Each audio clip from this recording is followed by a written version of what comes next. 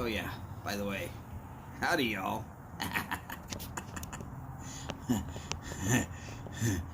It's a little chilly out today. Hopefully y'all don't know.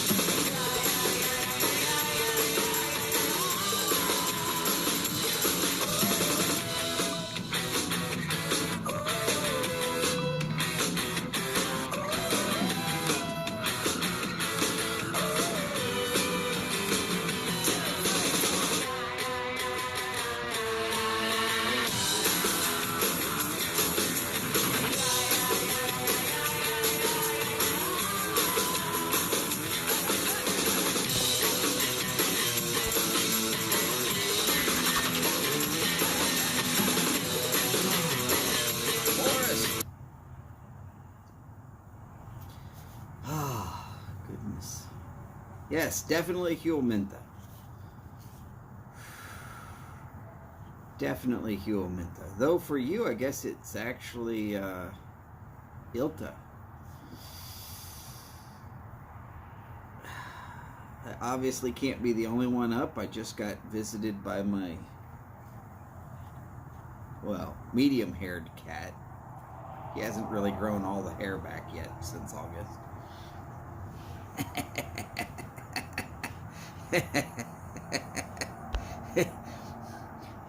he looks rather humorous. In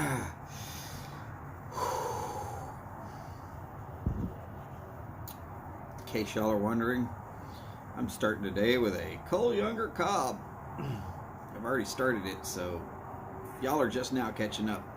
Sorry about your luck. I've been up for a while.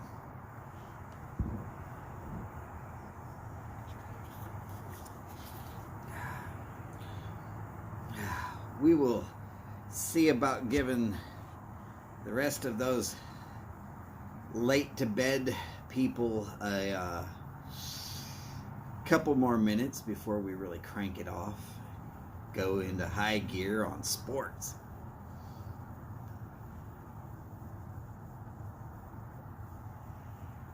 Just woke up, Boris. Goodness gracious. Now I know that you never sleep at night. And you say you sleep in the morning. Hopefully you got enough there, brother. I know you gotta be prepared for that long hibernation that's coming up.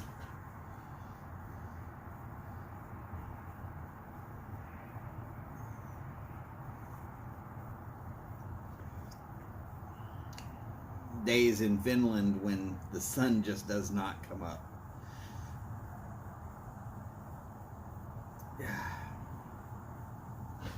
Of course, I guess up by your cabin it's already there, huh?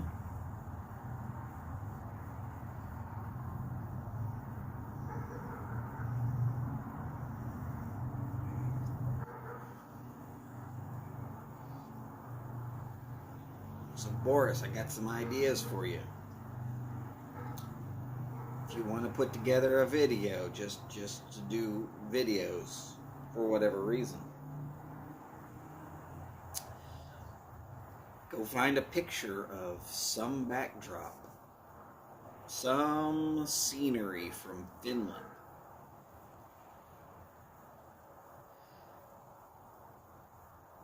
Because with that scenery from Finland that none of us ever get to see, people will flock to your channel. Hola, Eddie, ¿cómo estás? Steph! Howdy, ma'am. Steph, how much time are you going to need before you go live?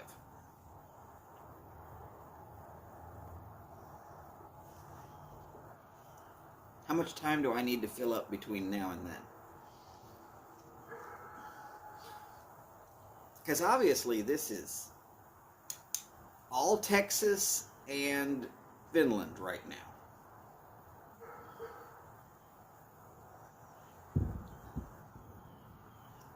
Okay, so if it opens at 10, do you plan to be there right at 10? Or do you plan to be lined up at 10 and then wait until you get inside to go live? Or I'm just curious.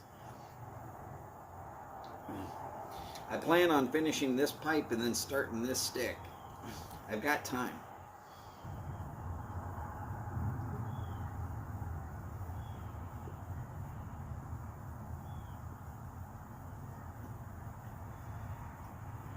Not trying to rush you, Steph. Just trying to make sure everybody gets to where they need to be by the time they need to be there. And I've got a rather full plate trying to make sure I've got enough sports and tailgating material to go until that point in time.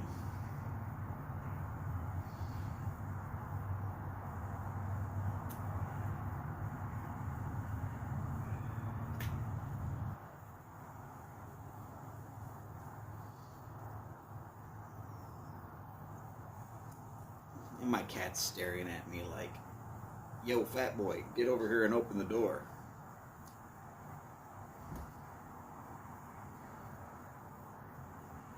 And he knows I'm talking shit about him, so now he's walking away. Awesome. Alright, so anyways, in case y'all didn't know, Rafael had a business trip, according to everything I found out. I didn't ask a lot of questions because I haven't seen Lady Fire. I don't know what's going on there. I don't pry into people's lives. I'm filling in. And because I'm filling in, it's not for me to know or to try and entertain y'all with tales of Rafael, but we will have Rafael here, so to speak. I'm not sure where he is. I'm not sure what's going on. I just know that he indicated he would greatly appreciate it if I filled in, so I, of course, greatly agreed. And I said, just as long as he doesn't expect me to be as pretty as him or to have quite as much sports knowledge as he tends to show up with. He watches the games a little bit more than I do, but I'll watch a game, maybe two, but I'm not following these teams, just not quite as many teams as he is. So I apologize about being a little bit less than what he's available.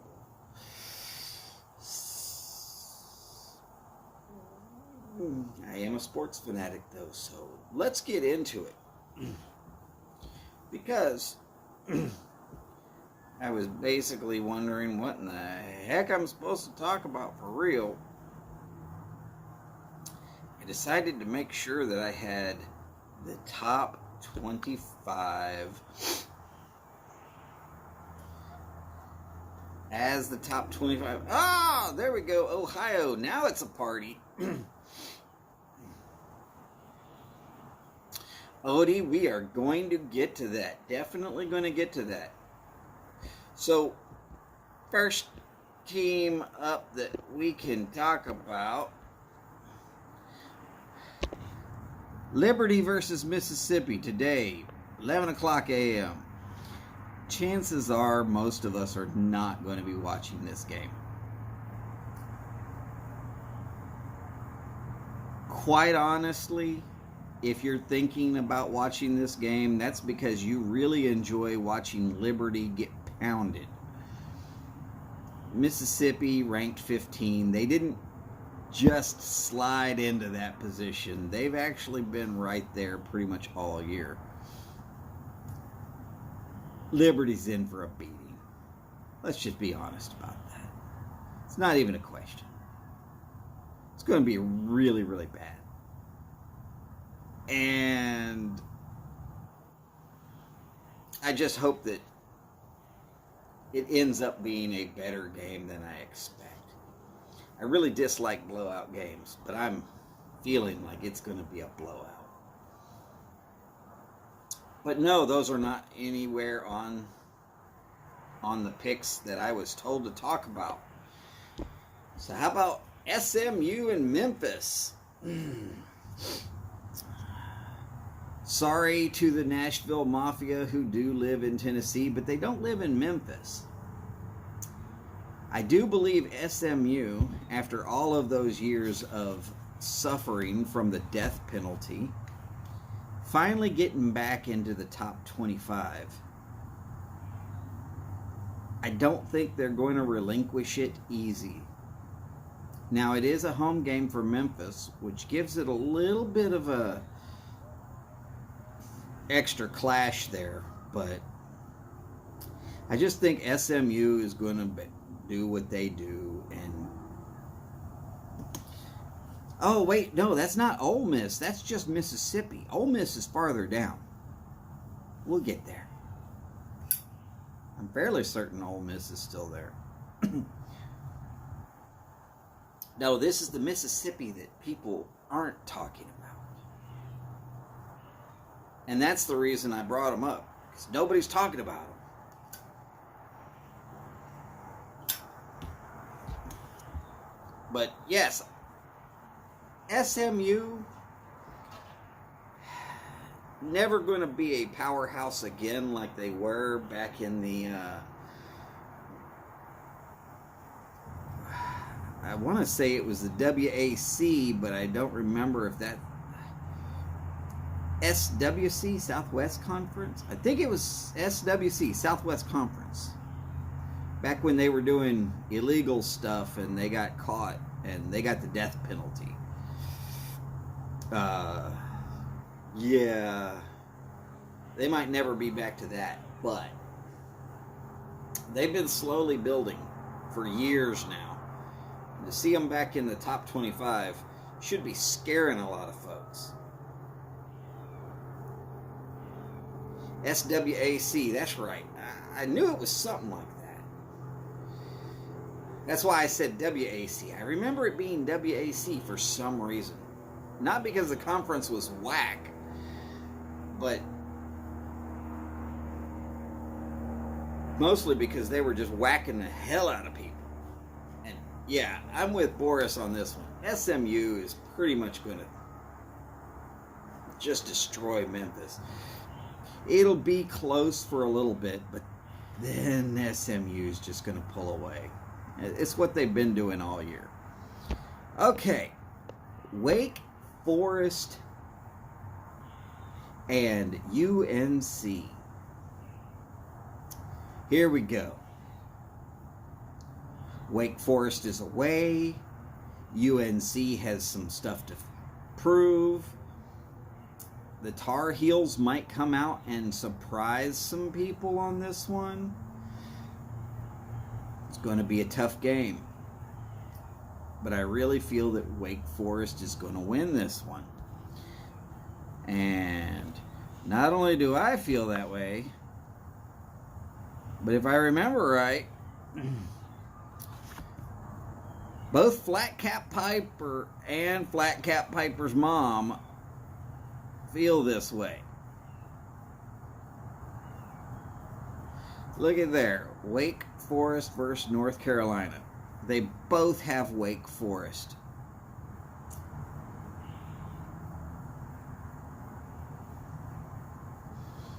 I'm going to have to go with them on this one. The Tar Heels really just haven't shown much of anything this year. I don't see them staying up with what Wake Forest will do. I got a feeling that it's just going to end up being a blowout by the end of the game. Humorous to watch if y'all are on for Wake Forest. Not very humorous for anybody else. Okay, so real quick, those games are all going to be 11 o'clock a.m. Central Time. In case y'all are looking for that, that's going to actually be noon Eastern. Hopefully y'all, I'm not confusing anybody with that statement. But we've got more games. Let's see, what else do we have?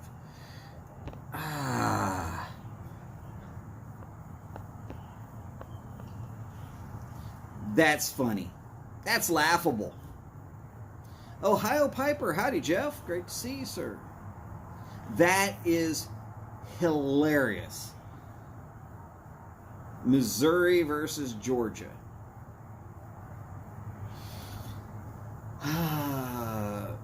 Quite honestly, I'm just going to tell y'all, all right, Steph, take your time.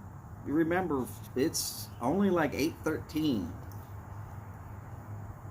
But be careful, and if you really got to fight, remember feet, knees, and elbows. Just in case. Yeah, Boris, I'm exactly saying the same thing there. If you're going to be watching this game, it is because you are a Georgia fan. Even Missouri fans are not watching this game. They know how it's going to turn out. This is murder.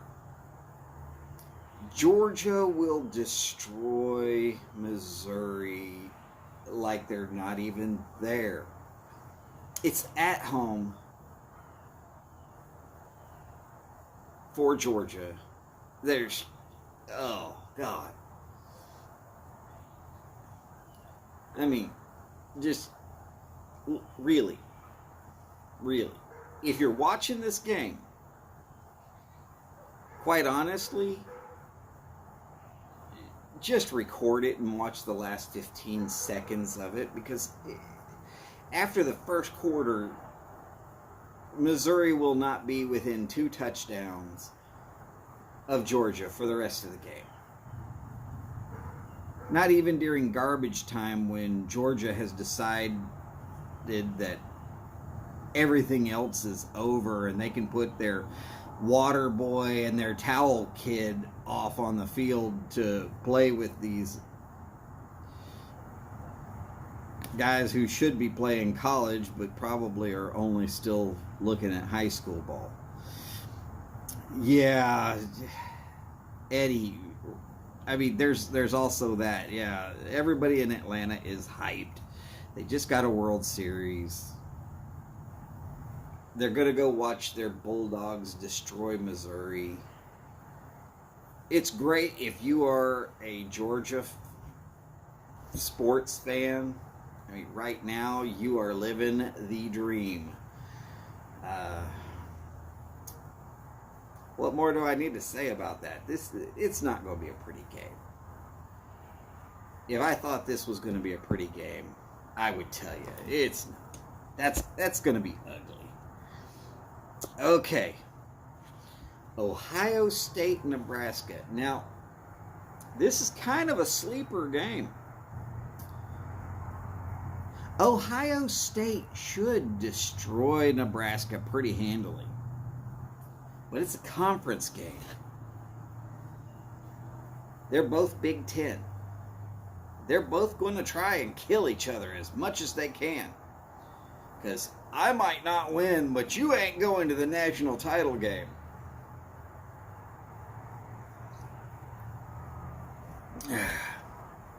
I think that's what Nebraska's going for on this one.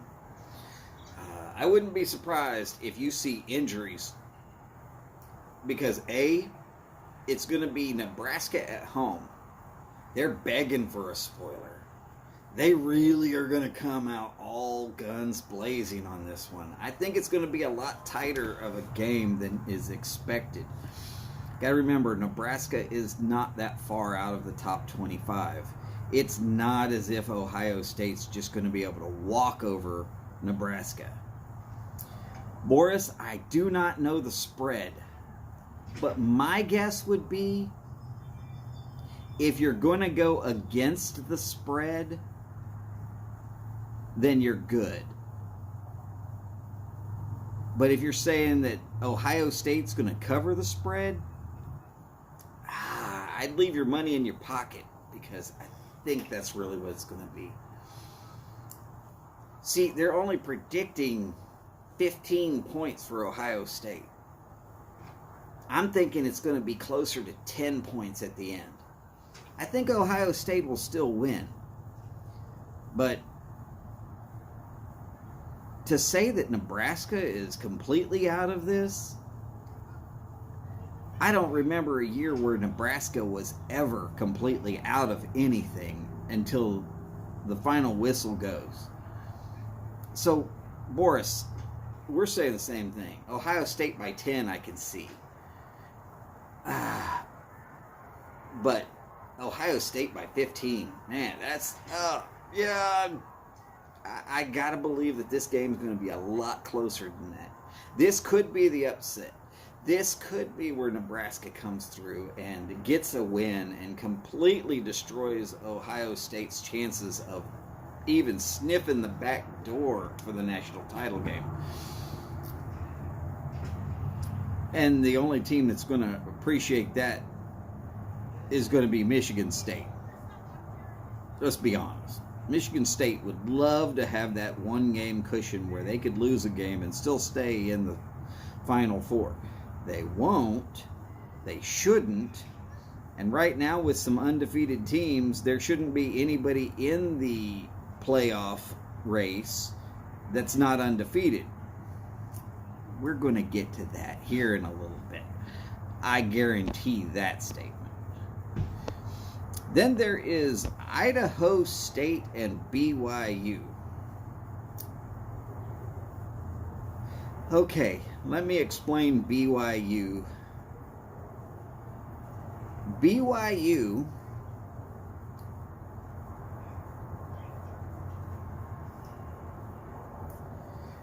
so Eddie, see, I'm right there with you.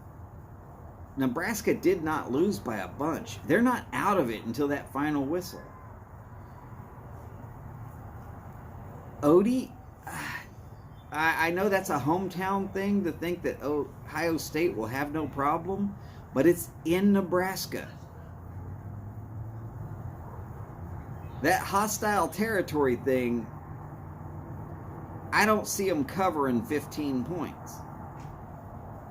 But I know a lot of people are going to think Ohio State's going to just walk on Nebraska because Nebraska's not ranked. They've been very close to beating all these ranked teams.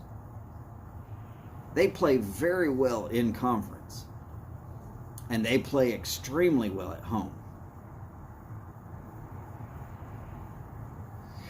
Eddie, zero about Idaho State and BYU is actually supposed to get anybody excited. Unless, of course, you're a Mormon. If you're a Mormon, and you know that every one of the guys who's playing on that team is a Mormon, and every one of them, when they were 18, did a 2-year mission. So every guy on that team is probably going to be 2 to 4 years older than everybody on the Ohio State team. Or Idaho State, sorry.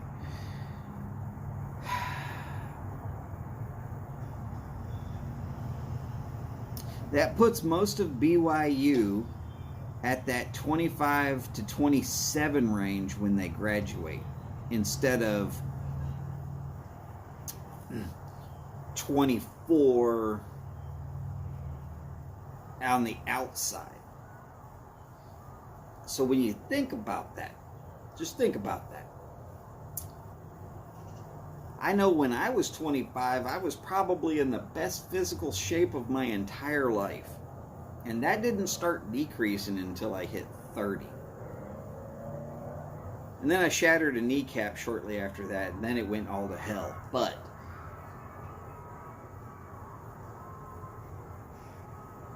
they are going to win on the line. And the line is where football is won. Constantly. So it might not be the most exciting game on the planet, but if you like a good offense and defense line type of a game, this is going to be the game style to watch. BYU will win handily. It's not going to be anything that's going to be a great game to watch, but you're just going to see Idaho State go up there and they're going to end up with a whole lot of 3-and-outs. Not saying BYU is going to just stomp on them, but that slow, easy, fine grind of the BYU millstone is what you can expect for this whole game. I would suggest a big pot of coffee and, oh yeah, the line is BYU by 35.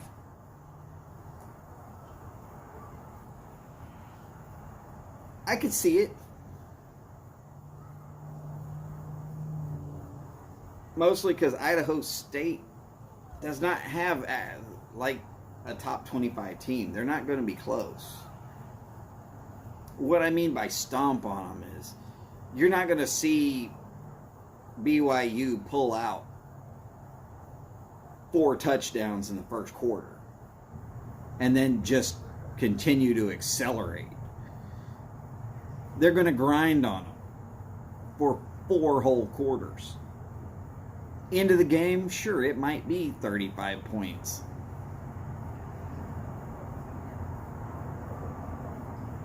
But the truth of it is, you've got men playing against boys. That extra couple of years, it makes all the difference. Has for a long time. That's why BYU is always a good catch for any conference. And why I believe I heard that they're going to the Big 12 to bring them up to 14 just before they lose Oklahoma and Texas to bring them back to 12. Yay. So much fun there. All right, let's see who else we got on this. Navy and Notre Dame.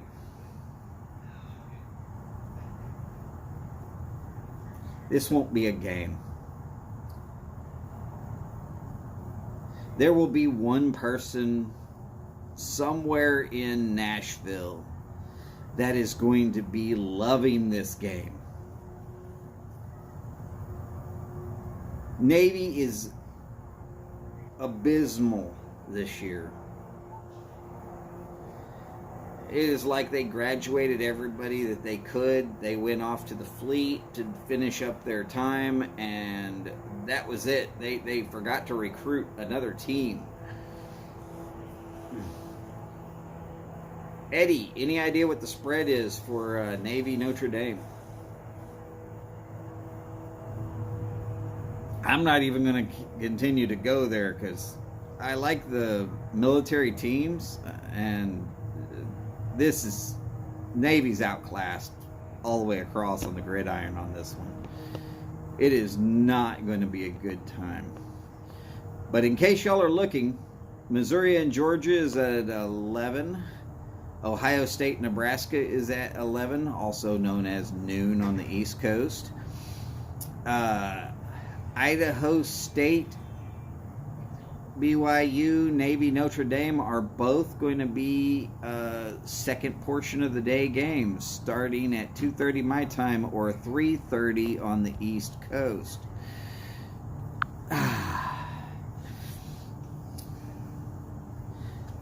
Get the spread real quick, and I will let my cat in before he has a freaking fit.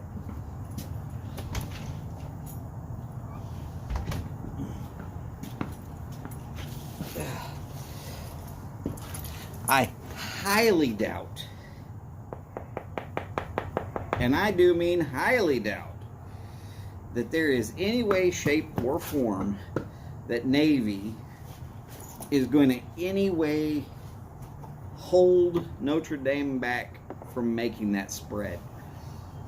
Notre Dame needs to win very convincingly if they expect to make any kind of move towards getting to that national title playoffs. Problem there. They need some people to lose. And they need a certain other team that we're about to discuss to not play convincingly enough. That statement of not play convincingly enough. I think we should know what's coming up. Oh, but wait, before we go there, let me check back in and see. Oh, nope, not yet. Don't have to talk about the picks there quite yet. Let's see here. Let's go with some more.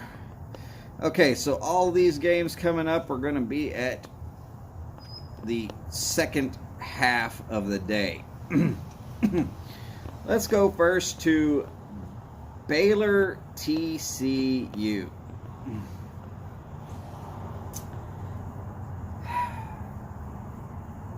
Baylor Bears got a good team this year. And the Horned Frogs just are not quite what they need to be to play in that conference. Look, I'm sorry to those people in Fort Worth. Eddie, yeah, looking at you, brother. Waco is just going to clean up this time. I don't see anything that TCU has brought this year that is any way, shape, or form going to stop what Baylor's bringing all year.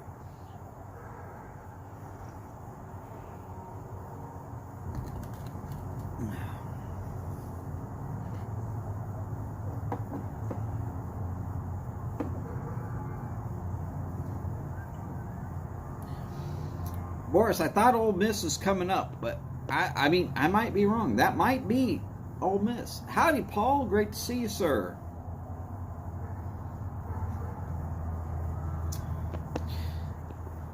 Let's see.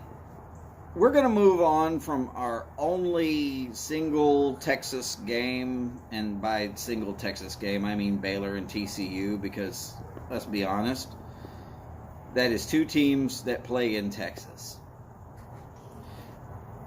Going to be real fun if you are a fan of Texas college football. It's going to be pretty boring unless you are a Baylor fan and just really, really wanting to watch somebody slaughter TCU. And I'm apologizing to everybody up there in Fort Worth. No jumping off buildings, people. You should know that this is not going to be a good game for TCU. So, Penn State, Maryland. Baylor, 2 touchdowns? Yeah, I can see that. I'm thinking closer to 3. 21 points, pretty easy, should be for Baylor to achieve.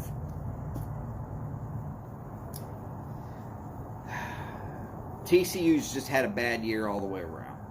And Baylor is kind of high up there on the rankings right now. I just don't see much of anything going to happen good for TCU. Not today. All right, Penn State, Maryland. Quite honestly, this could be a trap game. Penn State is good, don't get me wrong. But Maryland has not been playing bad. They've been playing close games. This is very similar to that Ohio State Nebraska game. Maryland's at home, just like Nebraska was at home. The better team's on the away.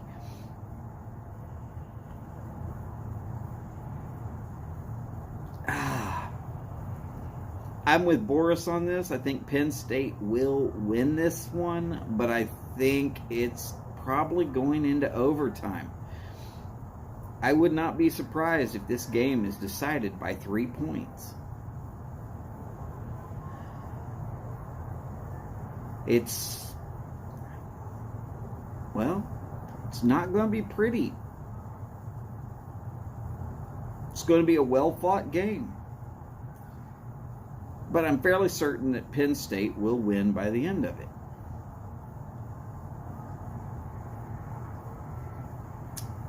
Going to be a tight game, though.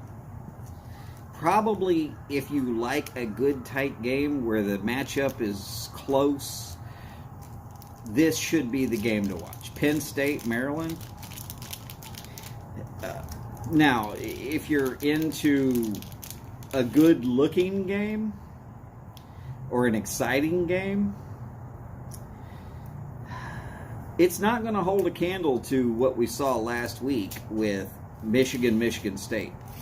Probably the most exciting game this decade as far as a football game goes. Unless you really, really are into seeing Texas A&M beat Alabama. Not once, but twice in the last 10 years. I know that somebody from Alabama is going to hate me for that statement. But we'll get to more of that here in just a minute. How about Oklahoma State, West Virginia?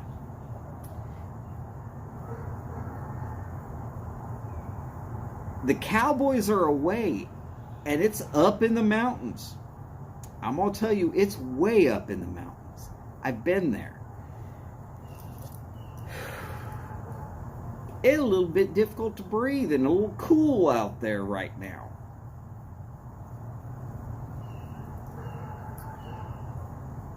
But I think by the end, Oklahoma State, the Cowboys, are going to win this one. It's going to be a little difficult to watch it, mostly unless you are somewhere in the area, because as you can see, it is not one of those that any of the big networks is going to be carrying. You can always tell when the big networks are going to carry it because they will have their little, here, watch this on YouTube, here's a preview, this is what to expect. None of that from Oklahoma State, West Virginia. Because people are expecting Oklahoma State to lose. But they have a lot to prove. They are one of the smaller league teams in the Big 12 right now. And they want to emerge from this whole shakeup as one of the teams to beat.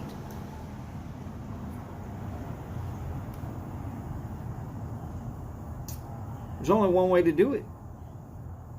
Gotta win. Gotta win, and gotta win convincingly. Now, West Virginia is a good team. And with home field, I'm with Boris on this one. I think it's going to be a lot tighter than people are expecting. It is not going to be a walk in the park for Oklahoma State. But with what's riding on it, I don't think the pressure is there on them. Because they're not looking at, oh, we can win out and we can get in the national title game. No, what they're looking at now is we can win out and we can spoil people's national title aspirations. We can get them. And that's always a good spot to be. I mean, if you're a ranked team, that's where you really, really are going to want to be. Now, what I'm going to call the game of the week. Auburn, Texas A&M. People are picking Auburn left, right, and sideways. But it's going to be played here in Texas. College Station. It's only about 90 miles out. I could take off now and I could get there. I'm not going. Don't worry. I'm not going. But I think Texas A&M is going to pull it off. I think they want the Alabama sweep. They beat Alabama. If they beat Auburn, they beat the whole state of Alabama. There's some incentive there. I will show you that not everybody agrees with me. Well, Boris is agreeing with me. But I agree with Boris on that other thing. Auburn has found their game. They know how to actually play a decent brand of football. I just got this feeling that there is too much beef. And by beef, I mean the weight of manpower that Texas A&M is going to bring. They're going to win on the line. Maybe not immediately, but come the fourth quarter, you're going to see it way out. Auburn does not get the same recognition in Alabama as Alabama. Look at the guys at Alabama, line them up next to the guys at Auburn, and you're going to see a big difference in the lines. And football is won at the line. I try to express that as many times as I can because it's true. It's called in the trenches. Line play. Line play will win those games. And the only team that really showed any play against a line this year was Texas A&M, Alabama. Y'all remember how that turned out, right? Nobody picked Texas A&M to win. But when they moved them off the line, they won that game.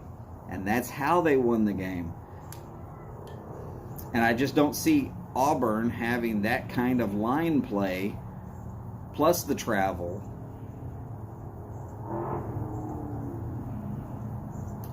They're a good school, don't get me wrong. It's going to be a good game. Like I said, this is going to be the game of the week. This is the two teams. They've got nothing to lose. One team wants to win because the other team beat Alabama. So they want to be able to say, yeah, well, we beat the team that beat Alabama. The other team wants to win so that they can say, we beat the whole state of Alabama. That's really what they're playing for. They're not going to win conference. They're not going to the national title. But there's some pride there to win, and I think it's going to end up being who weighs the most on the line. Because if you look at their secondaries and their receivers versus their safeties, it's pretty easy. They're even. All right, Steph tested a microphone and it's working. This is a good thing.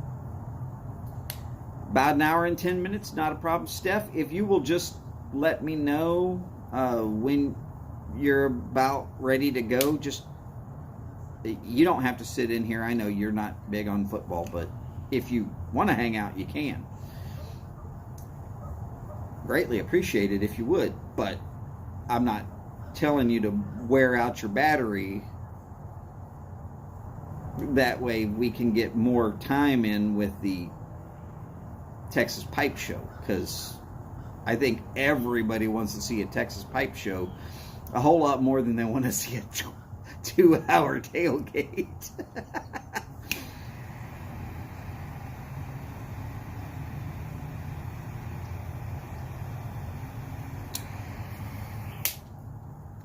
By the way, the pipe was loaded with Sutliff Emerald Isle. Any of y'all like a good English, but kind of on the bitter side? Not bitter as in nasty bitter, but more like think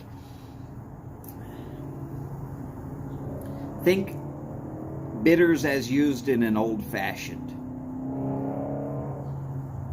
It's there, you can tell it's there. There's something there, but it's not throwing you off completely.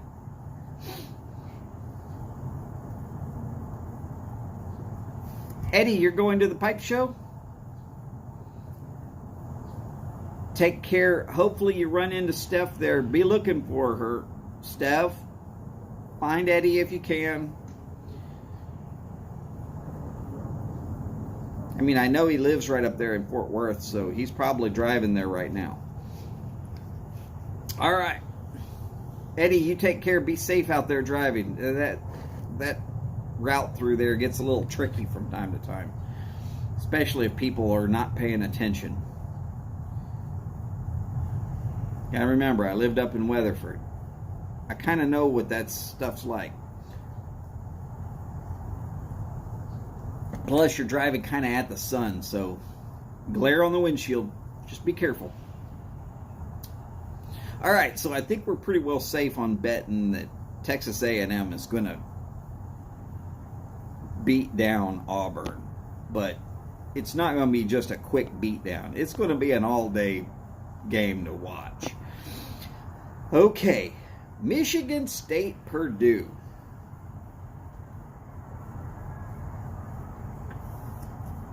I got to believe that Sparty is going to plaster the hell out of the Boilermakers of Purdue. Yeah.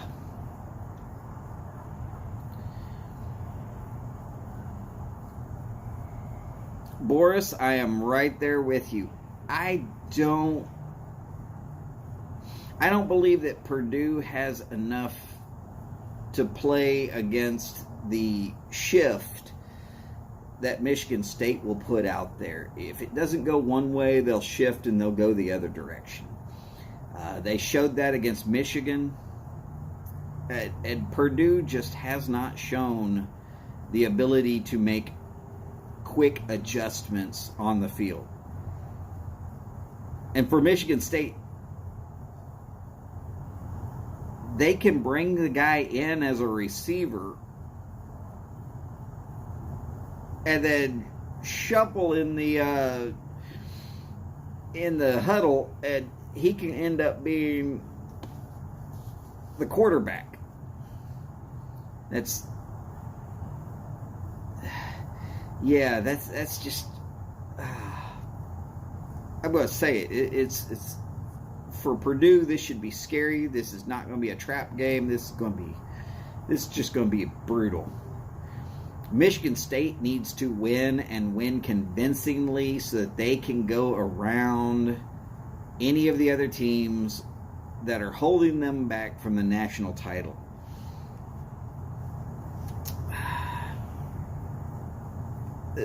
That should explain it all. That's going to let loose the rage. It's if you're a Michigan State fan, this is the game to watch. If you're a Purdue fan, I would suggest watching Auburn, Texas A&M, because you're not going to like the results of this. I'm expecting at least a 2-touchdown lead at the end of it.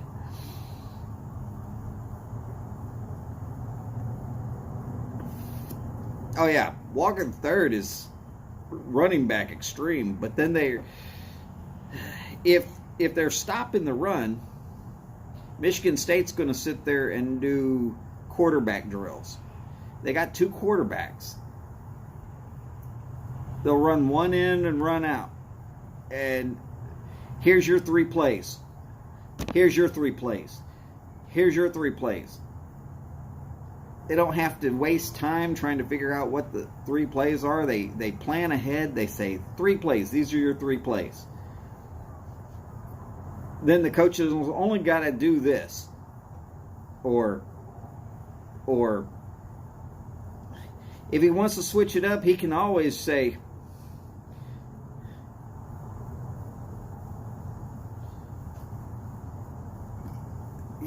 you're going to remember what 3 plays are. If you're a quarterback at Michigan State, they've trained you at least that far.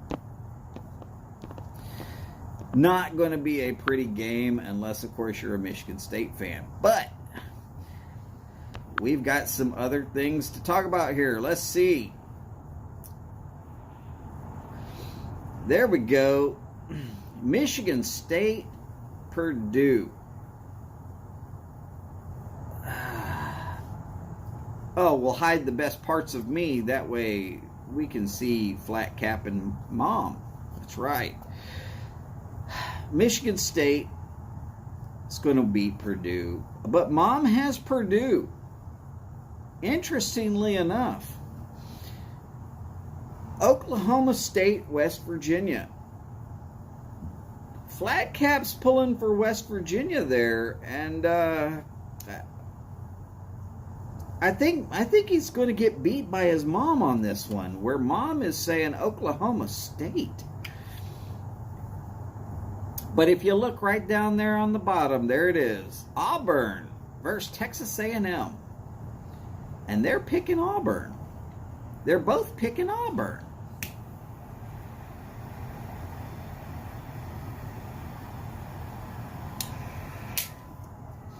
Maybe they know something we don't know.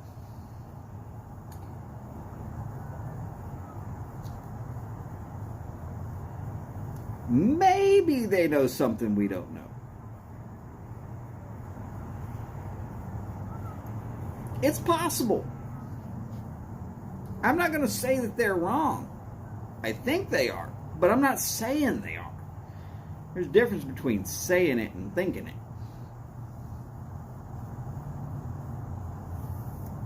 I think Texas A&M just has a larger team.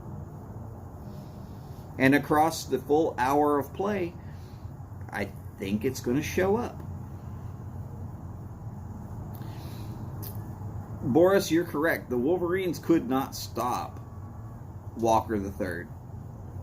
He basically walked all over them. But when they started stacking 9 guys in the box, that's when the Spartans came out and started playing with their quarterback duo, and it really got kind of a little bit crazy for them. Okay, so not to surprise anybody, LSU versus Alabama. Flat Cap and Mom both said Alabama. Oregon versus Washington. Flat Cap and Mom both said Oregon. And I show you all that to make sure that I'm not hiding anything. This is the Flat Cap. And with his mom, there it is. We make sure to show their picks. But we are still rolling with top 25 games. Let's see what we can pull up today. Tulsa versus Cincinnati. Come on, Odie. Who's going to win that one? I have no thought about Tulsa being within 10 points of Cincinnati at the end of this game.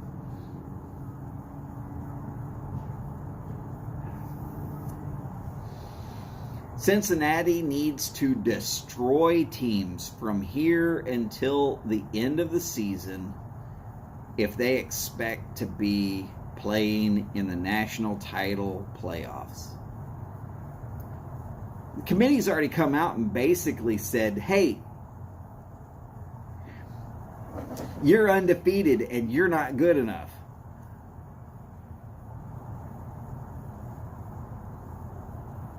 Yeah, well, Tulsa, y'all get to be the living embodiment of the punching bag that they feel is the NCAA Bowl Committee. You're going to feel it. It ain't going to be nice. The Bearcats are going to just basically pound on you from all 3 sides of the game. That is offense, defense, and special teams.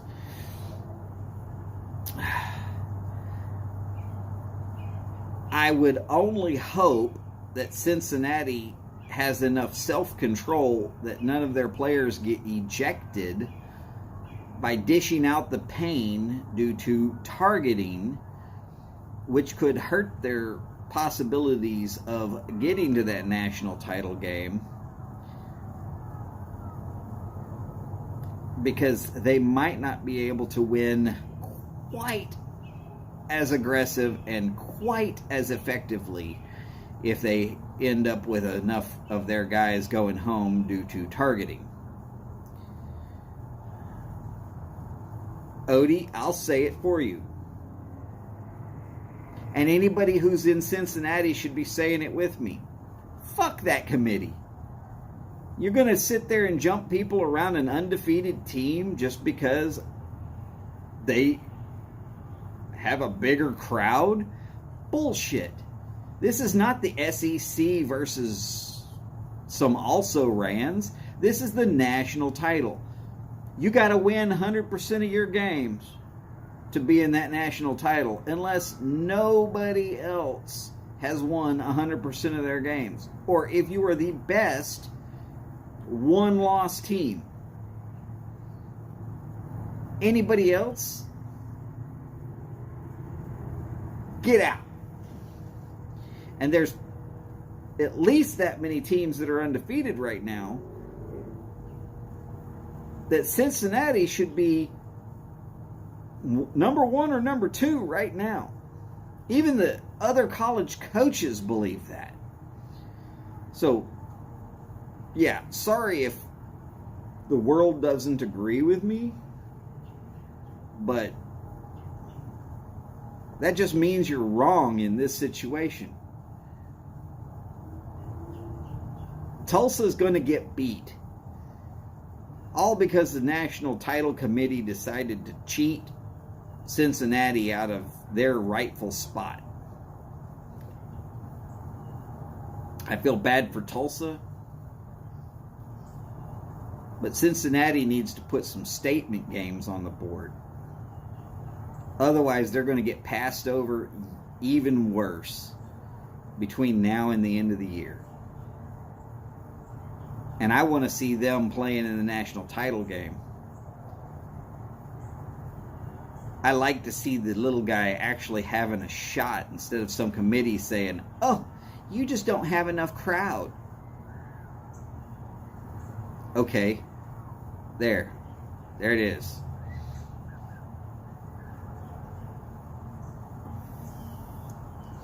Not a problem, Steph. You take care. Be safe out there. If you need to bundle up, bundle up.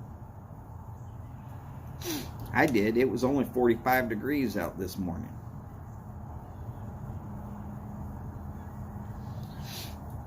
Yeah, Odie, dropping the hammer ain't even the question. It's going to be more like dropping a tank. Full M1 Abrams style. They're just going to parachute it in and start blasting away. Other teams are going to get beat badly between now and the end of the year, because the coaches are also, they're not going to say, we're not going to run up the score. You know what they're going to say? Fuck them bitches. We're going to run up the score as high as we damn well can. We're going to make sure people see we are destroying other teams. And rightfully so, given the treatment they've gotten, rightfully so. All right, so moving on. Coastal, Georgia Southern. Georgia, I know, is on a high streak right now as far as sports goes. That's the state of Georgia, not Georgia Southern. Coastal has been playing outstanding football all year. I'm not going to tell you how badly Coastal's going to beat Georgia Southern, but it's not even going to be televised, so you'll have to read about it after it's already happened. Pretty game? Probably not. Decent game? Not if you're a fan of Georgia.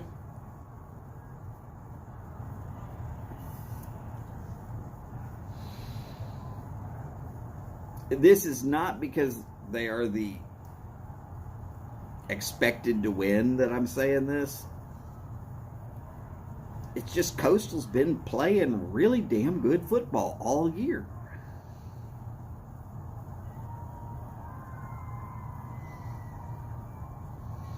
Boris, I'm right there with you. The Gators have not proven anything, but they did hang pretty tight against Alabama.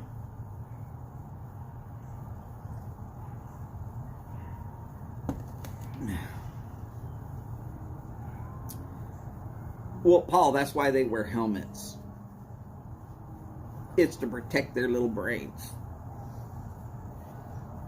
Actually, there's some really smart people on the football field. Just a lot of them end up with concussions and end up with jelly for brains. Unfortunately, they are sacrificing their body as much as they can for the hope of a damn big paycheck. All right, we're going to move on to Boise State, Fresno State. I have not had any confidence in Fresno State all year.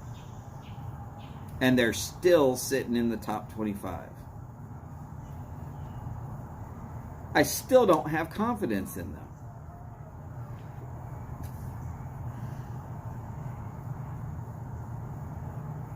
And I think Boise State is the better team.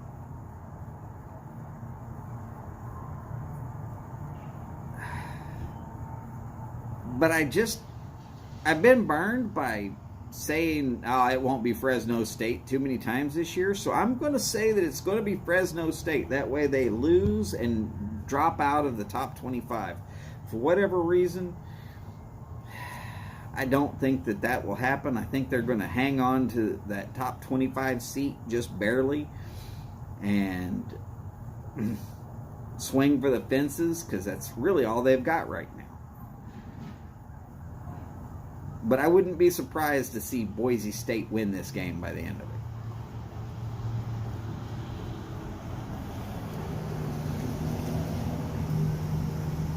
Luckily, the game's going to be played at Fresno State instead of at Boise State, because I cannot stand that painted blue grass field. It is the worst part about watching a Boise State game. But other than that, they do play some good football there in Boise State. Can't take that away from them.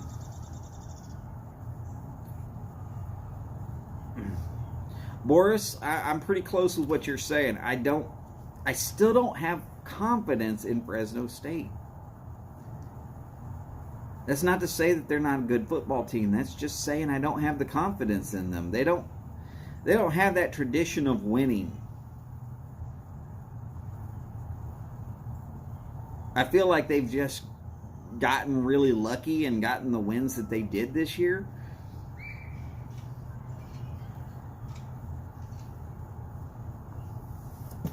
But that's not to say that they haven't been in those games that they've won. That's just to say the right wins at the right time can put you in the top 25. And I think Boise State might actually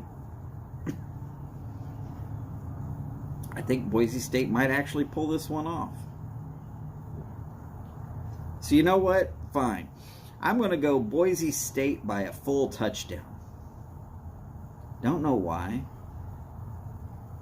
I'm going against Boris on this one. But okay.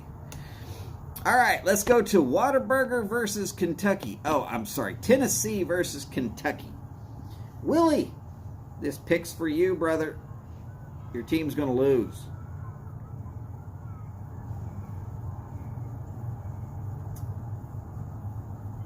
Kentucky's a damn good football team.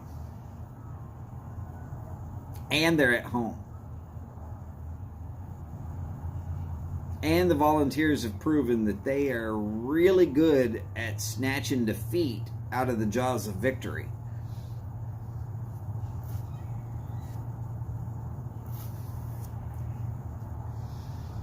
Now, don't get me wrong, Tennessee's mad right now. They want that game. They want that win.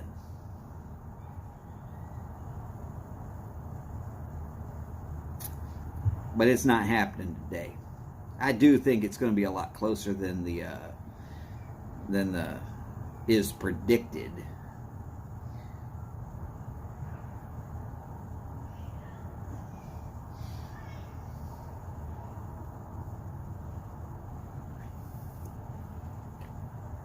I'm willing to bet that this is a 6-point game at the end.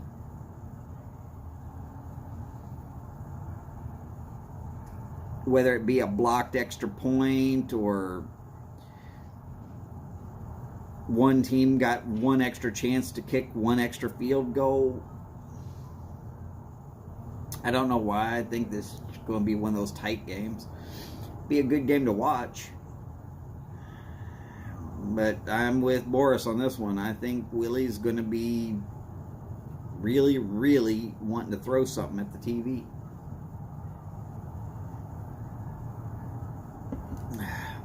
Don't blame me for calling it how I see it. Just how I tend to see it. All right. I'm sorry, I forgot to tell y'all. Coastal and Georgia Southern is going to be 6 o'clock Eastern. Boise State, Fresno State, Tennessee, Kentucky, Iowa Northwestern. They are all going to be at 7 o'clock Eastern. Let's move on to Iowa Northwestern. Yeah, Northwestern has been the Big Ten whooping boy for forever. They do show up from time to time. They do play some decent football there, but it's Iowa, Indiana, Ohio State, Michigan, Michigan State, and Wisconsin. Those are your 6 perennials.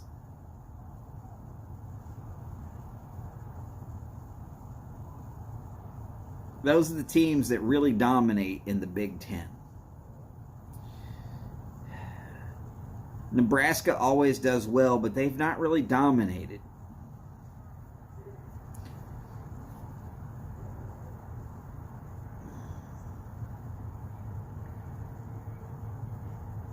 Uh-oh, Minnesota's going to win again. The Gophers.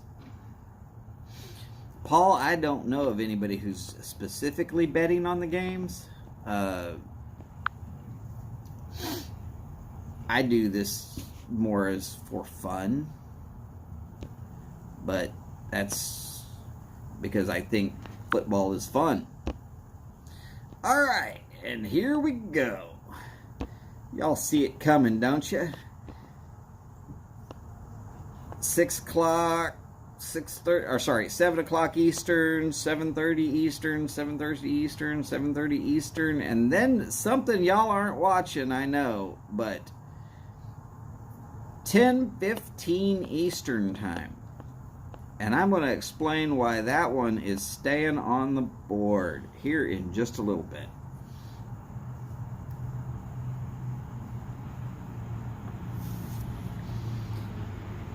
Okay, Alabama, LSU. I would love to be able to say go Tigers. That is Geaux, Tigers. But Alabama is just way too much team for the Tigers this year. I'd be surprised if it is not 3 touchdowns at least by the end of it. Alabama has to win out. If they even so much as sneeze and slightly take their foot off the throttle, they should be completely removed from national title contention. That they are the number 3 team with a loss should say something. What it says to me is that the system is broken, but Alabama is a damn good team. And as long as Saban's alive, you can pretty much guarantee Alabama's going to be a damn good team.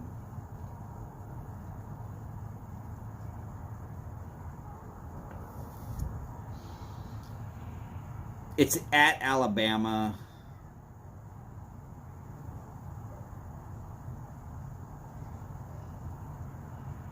There's no way LSU has a shot in hell of beating Alabama this year. Just scrap it. Forget that we're even talking about it. Let's move on. Not even worth talking about. Indiana, Michigan. This could be a damn good game to watch. Probably going to be televised. Y'all saw the little thing. You should know. Probably going to be televised.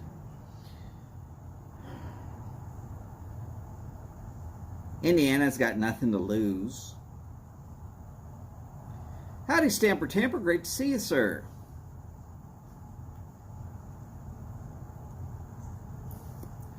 Indiana has literally 0 to lose. Michigan has a lot of pressure on them. They just took a bad loss. They went from undefeated to just one of the also-rans.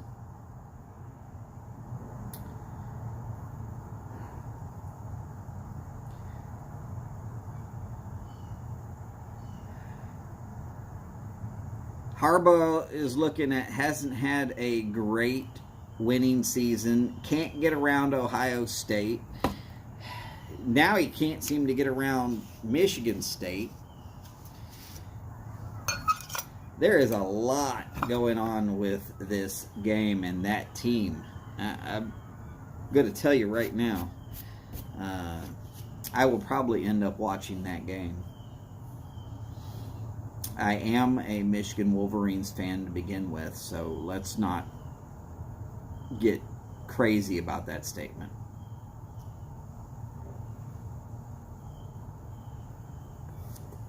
Eden, howdy, sir. Great to see you. It is still morning here, though I guess it is not morning anymore for you. So, shalom and joyous day to you, sir. For anybody who's missed that, my pipe and I, his name is Eden, spelled Iden. And he is in Israel. So, shalom is actually appropriate.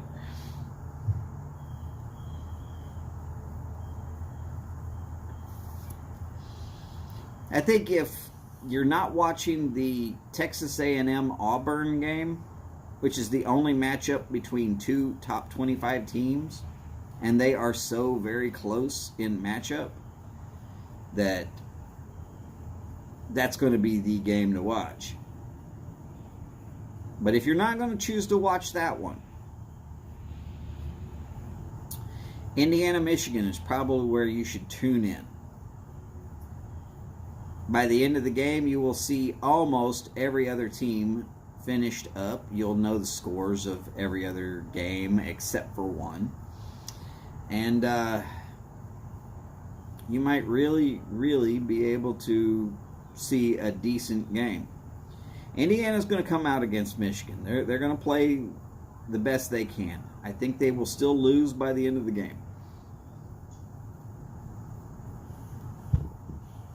That's not going to be a big shock to me to see Indiana lose to Michigan after Michigan lost to Michigan State.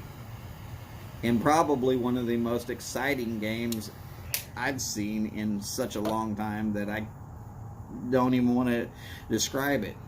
It was even better than that game where the fumble of a punt cost the game.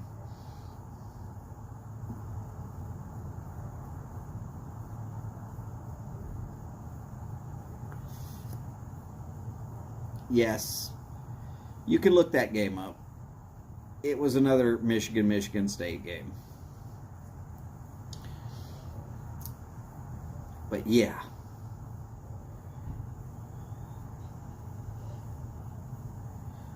Sorry, you can ask questions about cigars though, and we're almost done here with sports. Seriously, we are.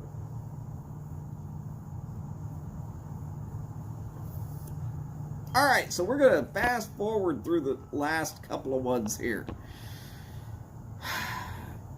U of H versus South Florida.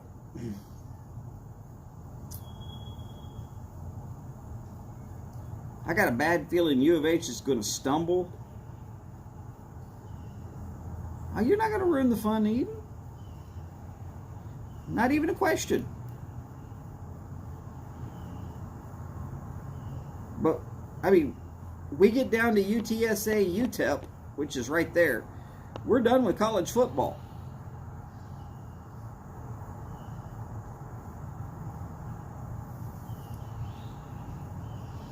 All right, well, I'll look forward to seeing you then.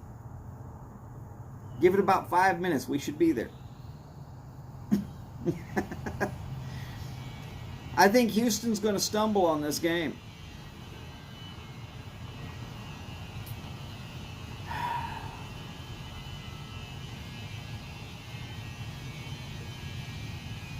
I don't really feel that U of H, yeah, that's right up the road for me. I don't feel like they should have been included in the top 25, but somehow they squeezed out a position, so okay.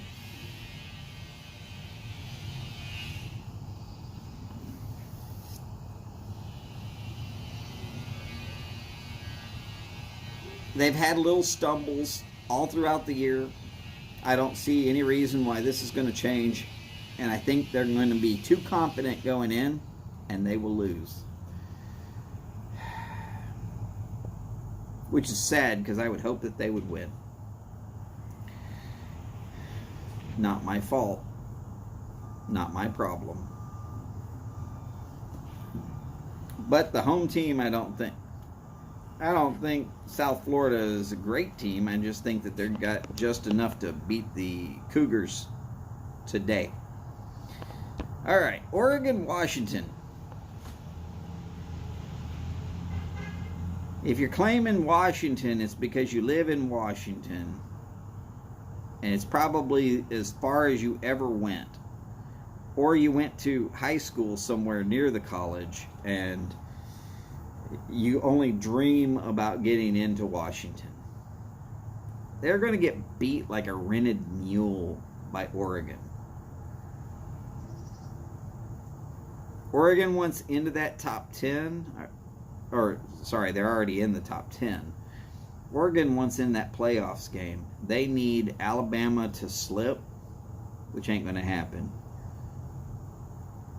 They need Cincinnati to lose. I don't see that happening either. And they need all the other teams that are undefeated to lose. I just don't see that happening. Not this week anyways. And they only got a few more games left in the season.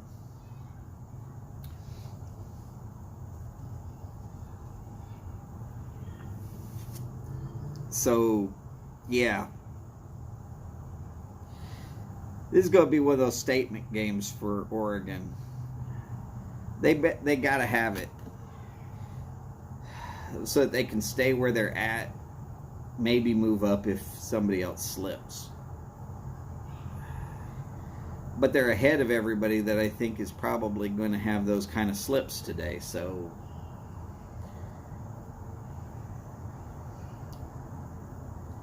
they pretty much just need to really concentrate on beating the hell out of their opponent.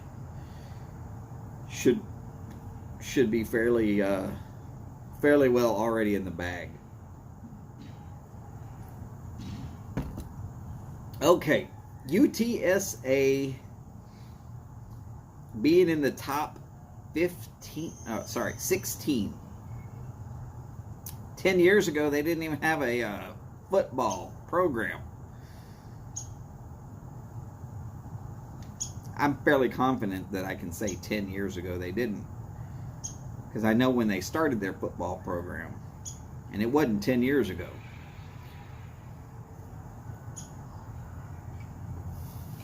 Now here they are. Little dog in the big fight. But they're only up against UT El Paso. That is University of Texas in San Antonio. UTSA.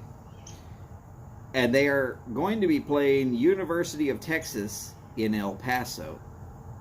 So the Road Runners and the Miners. You know which team's going to win? University of Texas.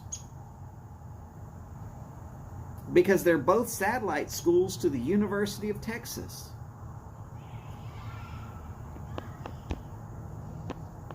Not my fault. Oh, and don't be surprised if you're not watching it. It'll probably be on ESPN, the Ocho. No big deal. Okay, quick sports takes. Y'all can probably stop beating down on the Astros from now until forever. Their team is going to get dismantled this coming year. Too many other teams want Carlos Correa. He's going to go on free market for big bucks. Houston's never going to pay their players that way. And we've already got some big name players. With Justin Verlander coming back next year. They've got to move around some of their players too much. But the loss of Carlos Correa on the offensive side and the defensive side,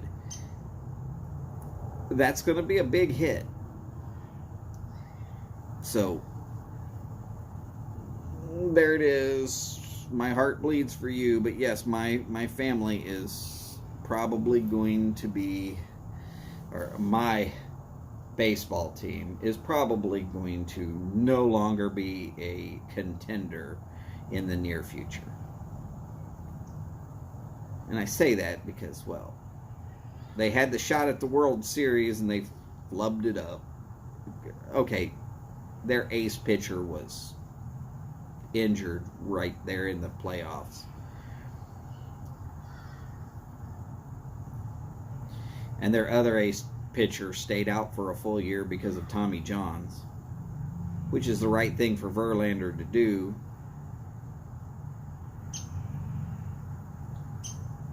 The one sad part is going to be saying that when Carlos Correa moves to another team, I'm no longer going to be able to say that the Astros have the hottest wives in all of baseball.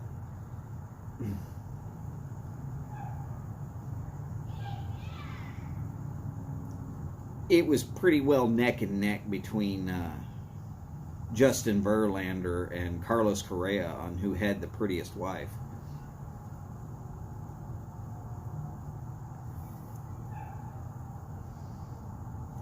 One is a Sports Illustrated swimsuit model. The other one was Miss Texas. So needless to say, yeah, both look real good in a swimsuit. What can I tell you?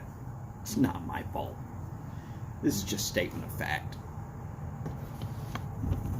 Yo, let's see if I can adjust this screen a little bit and maybe get out of this sunlight so that I can actually see again. Better. Of course, it's going to get back to me here in a little bit, and then I can adjust back the other direction. Until then.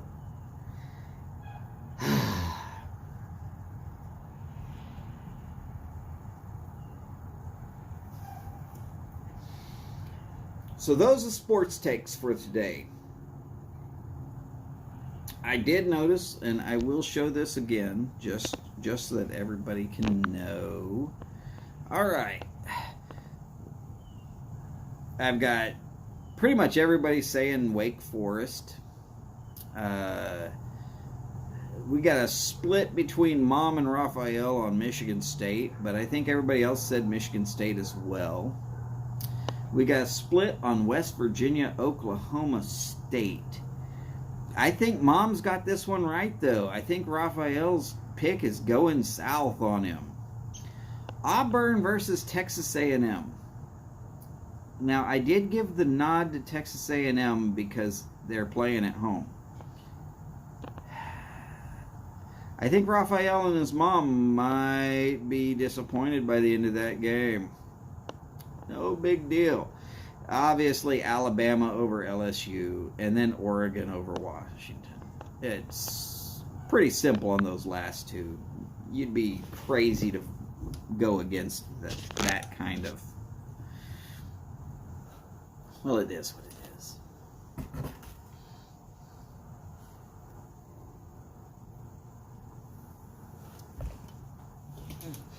Chelsea game in 40 minutes. Boris, who are they playing and who's going to win? Don't just say Chelsea because you're a fan. Be honest. Okay, I think it's Chelsea too, but still.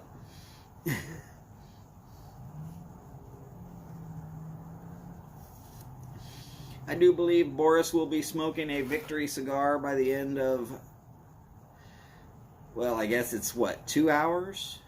That's what the average football match out on the pitch is. 90 minutes for the game, a little bit of time for halftime, and then, of course, stoppage time. They roughly are running about 2 hours.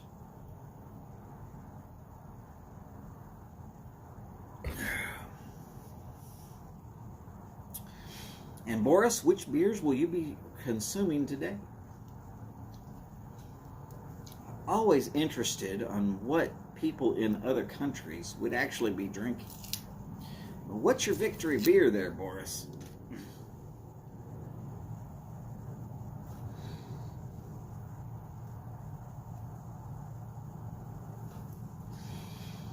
Quite honestly, I like a lot of beers, but my favorite beers all tend to be from outside the United States.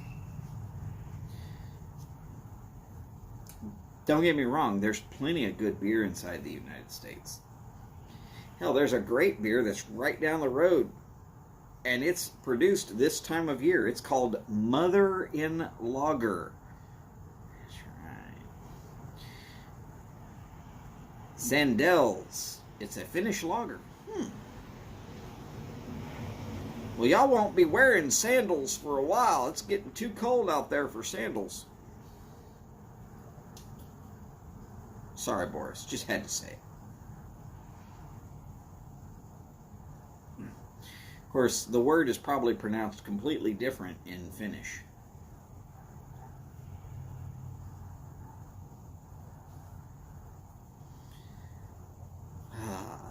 What was it? It was once said, speaking Finnish is like doing yoga with your mouth.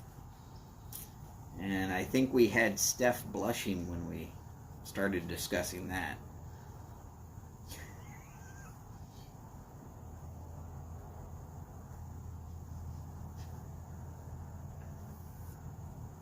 And I said I'd run until Steph decided to go live. So I'm still here. Anything y'all want to talk about? Cigars, pipes, tobacco, life in general, the end of the world as you know it.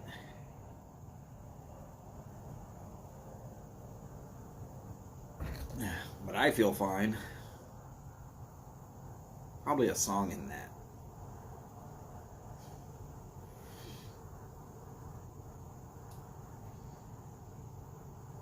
Yes, that's correct, Boris. Yoga pants are not needed. For that matter, most women should rethink their thoughts on yoga pants.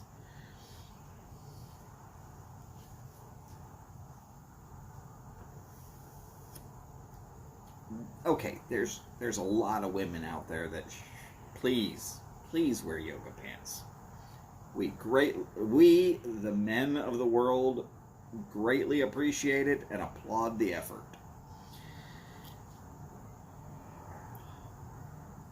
But then there's those women who should never wear yoga pants. And you just start thinking, was there ever a thought process that went into your decision to even look for yoga pants for your size? Oh, don't worry. I know there's some women that are going to say, oh, well, you're fat shaming. I'm fat myself. You don't see me wearing skin tight stuff. I got a Speedo. You know what? They're board shorts. It still says Speedo on them, though. You're never going to see me wearing a skin tight one. I'm not getting back in that kind of shape. I know it.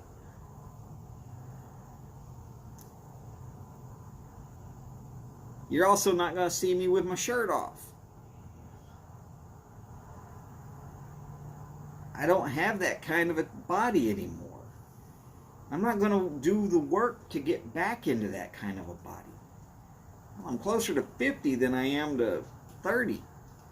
Now at 30, I probably could have walked around in a Speedo and shirtless. Might have embarrassed a few women as they stared at certain parts of me, but that's okay. I'd have been all right with that.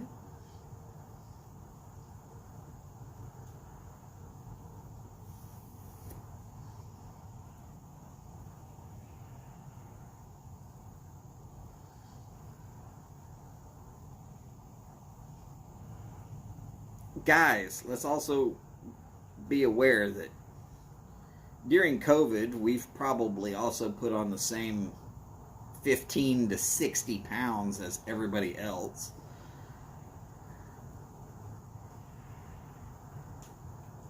Just be aware that body shape does matter, and if you're going swimming, wear appropriate clothes. If you're going to work out, go for it. If you're just going to walk around wearing skin-tight clothes and you have no reason to, you really might want to rethink that option.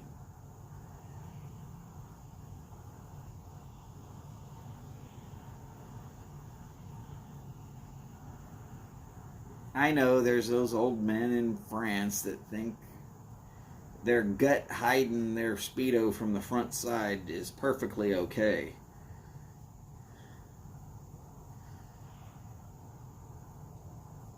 I just feel embarrassed for those guys. Couldn't you afford more clothing, please? That's talking about the guys. But look, like I said, I'm a fat guy.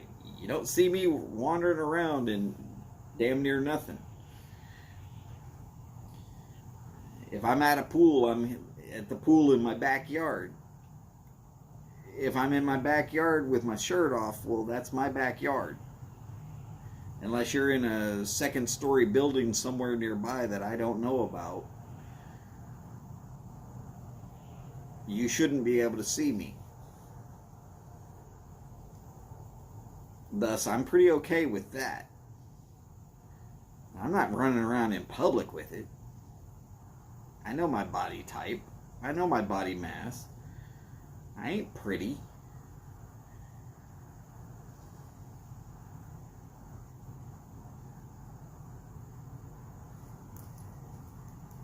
See? I can tell I'm fat. I got an extra chin.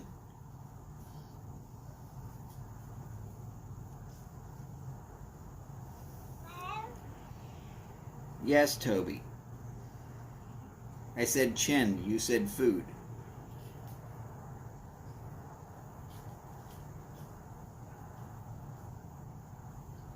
Damn cat's like closing in on 200 in cat years. Skinny as a rail.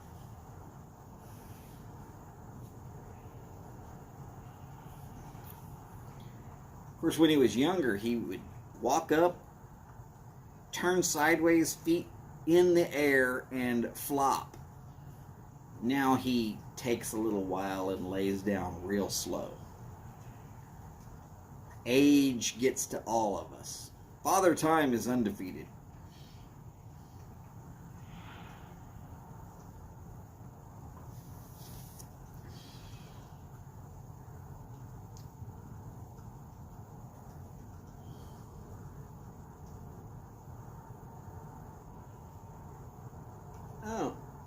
There's a little woodpecker up there in my tree, chipping away at a branch that I'm going to have to pick up later. Damn you, bird.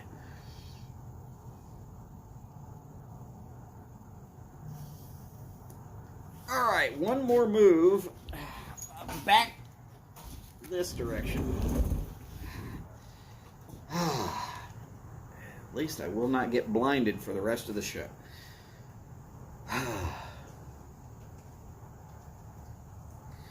Wait, hitting the hardware store for paint. I don't do that. Paint is akin to a 4-letter word around here. Or at least for me. Odie, you take care. Great to see you, sir. Good luck. Hopefully you will be done doing what you need to do so that you can watch the Bearcats completely dismantle. Who are they playing again? Yeah, everybody else is going to be asking that same question by the end of that game. What team showed up? Was that a high school? Maybe a junior high team. Bearcats are going to go berserk. Just saying.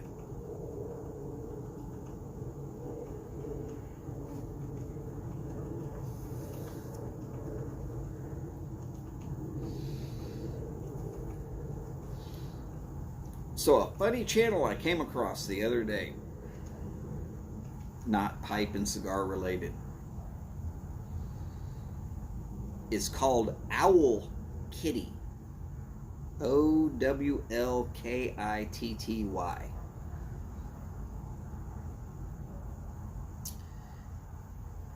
And I came across it because I saw something that said Jurassic Park, but with a cat.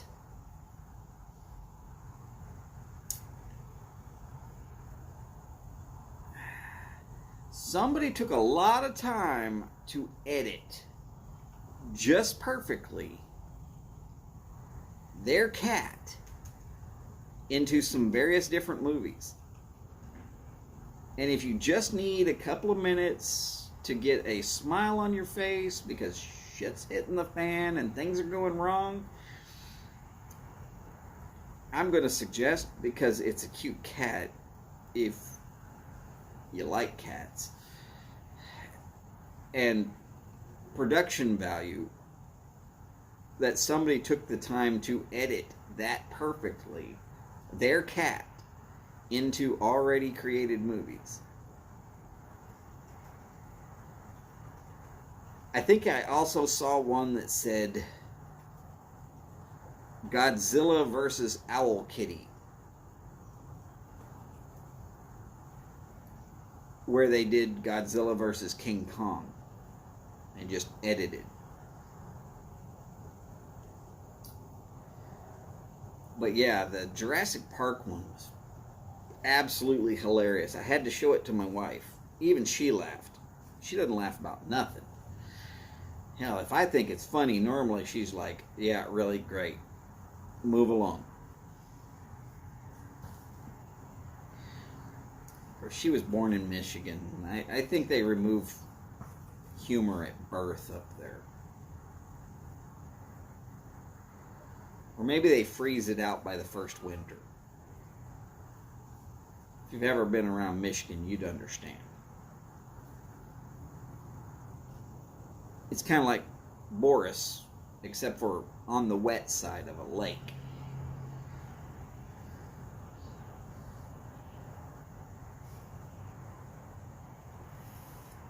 I gotta let this cat in. Maybe not. Nope, he's walking away, sort of. No. Toby, are you trying to be a numbskull? Come here.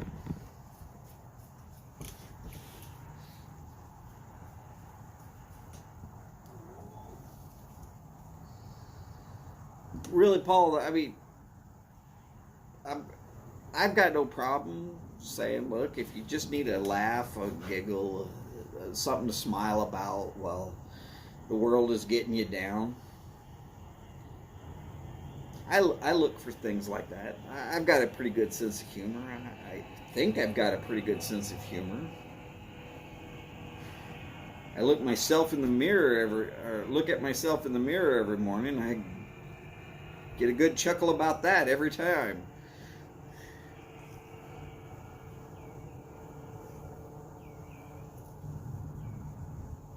Thanks, Mike. Still shaving.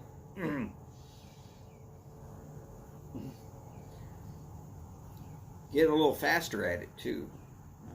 I'm less scared about carving the hell out of my face as my face is starting to accept that the razor is not going to get it. It's no longer shivering.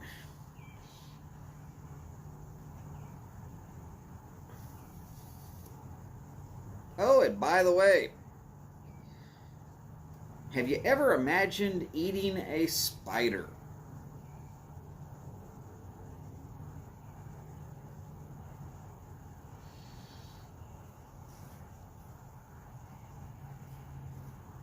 If you've never imagined it, but you want to see what it looks like, when a full-grown man screams like a girl because he ate a spider, you need to check out the Let Her Rip Friday show from yesterday. Oh my God.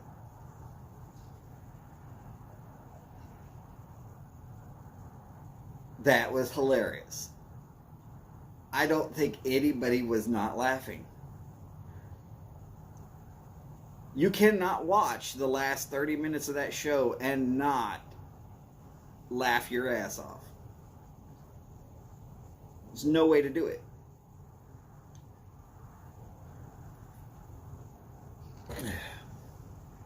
You would think, oh, sure, I can do it. No. Especially not after you saw him sit there and thump his chest like he's Mr. Cholo Vato. He could do anything. And brags to a guy in Texas that's at a bike rally. And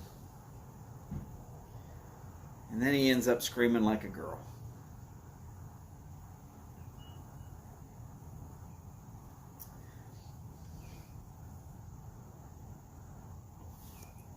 Well, Paul, I'm going to say that it was spider flavored. This is one of those things, quite honestly. I'll tell you exactly how to do it. You don't look at the spider and think that it's a spider. What you do is you say, protein, I'm going to throw it in my mouth, eat it, and be done with it. And that's what you do. You throw it down in your gullet and you just go ahead and chew on it and get it done. You don't need 5 and 6 car bombs. You don't need to go, cheers.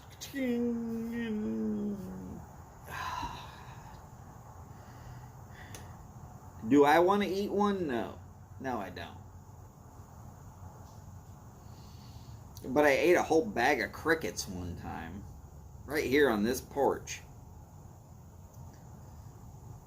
And I ate death nuts. Well, up to level 3.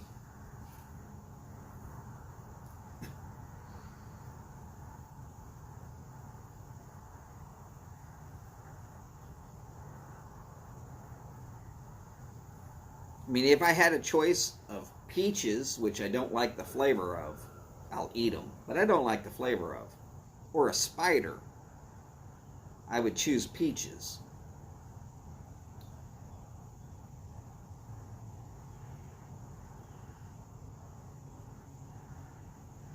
Paul, I honestly think people are looking for strange and outrageous stuff that is listed as food edible safe. All because Martin at one time had that spicy chip and screamed like a girl. Now, see, I made the mistake of talking crap when that happened. And that's when somebody named Phil from the Briar Report sent me a package of things called Death Nuts. And I thought, oh, I can handle it. Can't be that bad.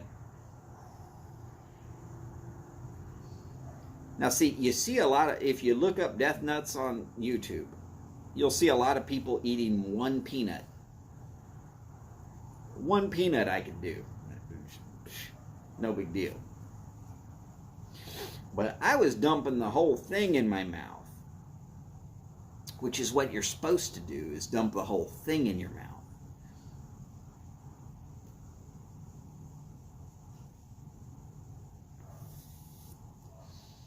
By the time you get to level 3, your head starts changing colors. Now, I'm not sure if you can see right here that reflection of the red chair that's here in the background. But my head turned about that color.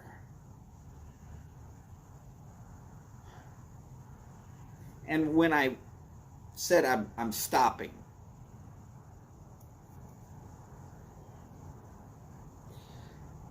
I then sat here in warm weather and shivered,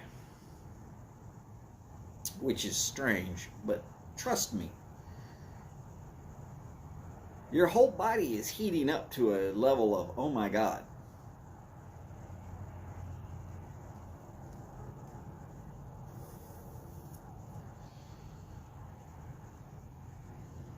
Oh yeah, Martin eating a spider was way funnier than me eating Death Nuts. But yes, my face showed red like a brick. So now I know if I need to camouflage myself and I'm up next to a brick wall, all I need to do is dump the level 5 Death Nuts in there and chew them up and just stand there naked next to a brick wall. Nobody will see me. Or I'll catch fire spontaneously, and then nobody will be able to see me anyways because I'll be dead.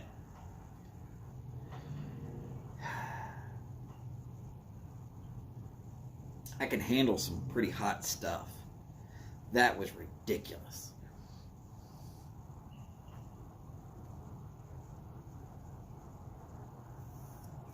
Well, Paul, I'm going to say it wasn't exactly the most fun thing I've ever done in my life. I could train back into the situation where I could eat that kind of food again. And I used to eat extremely hot stuff on a fairly regular basis. San Antonio's not that far away. There's a place called Chunky's Burgers. They have a 4 Horsemen burger. It has jalapenos, serranos, habaneros, and ghost pepper. And it's a great burger. And I'll teach you how to beat it. Simple.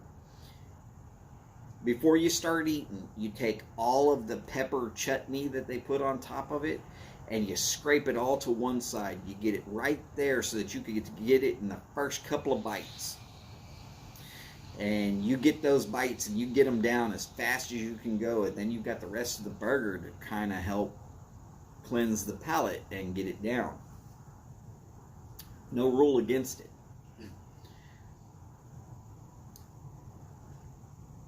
You're going to have an interesting day.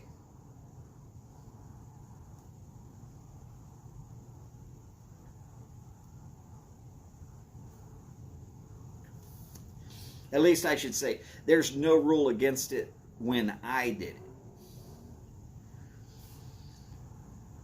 But the server who brought it out saw what I did and was like, oh man, this dude knows. He knew right away. I knew what I was doing. If you're going to eat something hot like that, try to get it down immediately. And then consume the rest of the food to clear it out. Because everything else you stick in your mouth after that is going to dilute. Oh, and if none of y'all have to believe me on this one, but hot coffee works better than milk.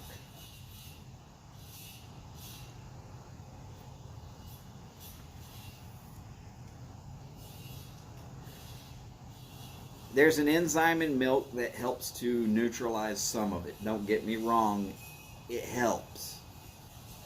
But hot coffee, what hot coffee does is it lifts the oils that are coating your tongue. All right, Boris, you take care. Hey, we hope to see you later. And check in on Steph, who should be starting her live broadcast here anytime now.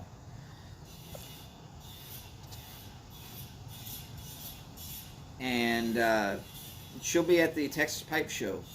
It should be pretty interesting. You know, halftime. It's always a good time to check on what's going on in the world is halftime.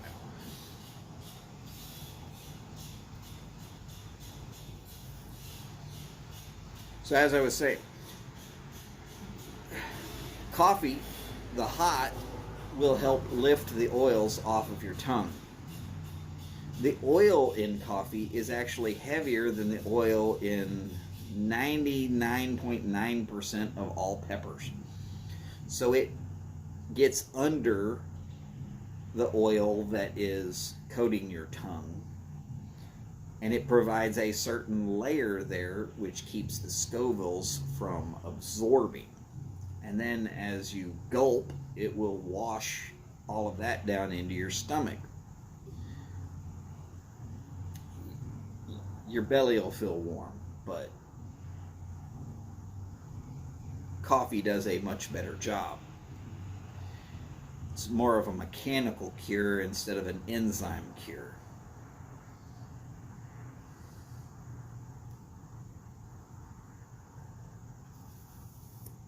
The other thing to do is prep beforehand.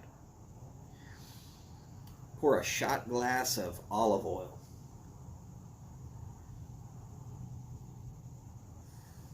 That's all you need. Just coat it all down with an olive oil before you start. Now, I'm going to tell you, if you coat things down with olive oil, like that, before you start eating, be prepared. Because the end result is everything's going to come out lickety split lightning fast. You're going to want to sit kind of near the bathroom just in case.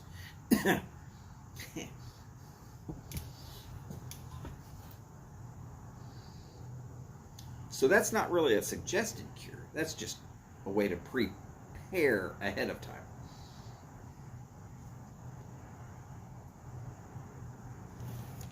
And if anybody sees Steph go live, can y'all let me know?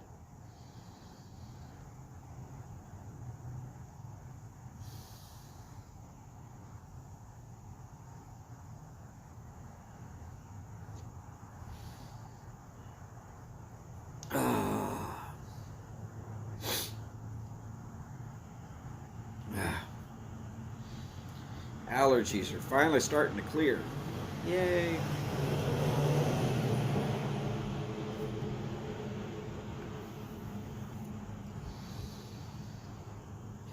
So it's Paul and me. There's one other person here. Odie left. Morris left. Eddie left.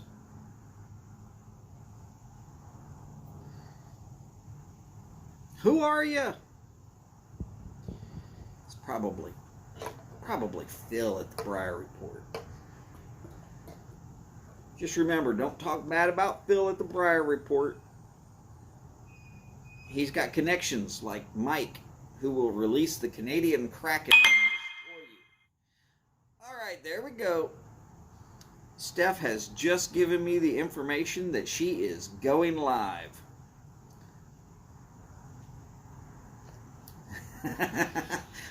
It was Mike, and it was Phil. All right. Ladies and gentlemen, I have really enjoyed my time here with y'all today. Thank y'all for being here. And of course, we are going to be joining Steph very shortly as she is getting herself into the Texas Pipe Show. And hey, Greg, great to see you as well. Good to see all of y'all. As per always, y'all remember, take care of yourselves and each other. Do the best y'all can on that. And of course, as always, long lives, big bowls, and long ashes. I'll take care, and I will see you on Steph's channel here in just a minute. Bye for now.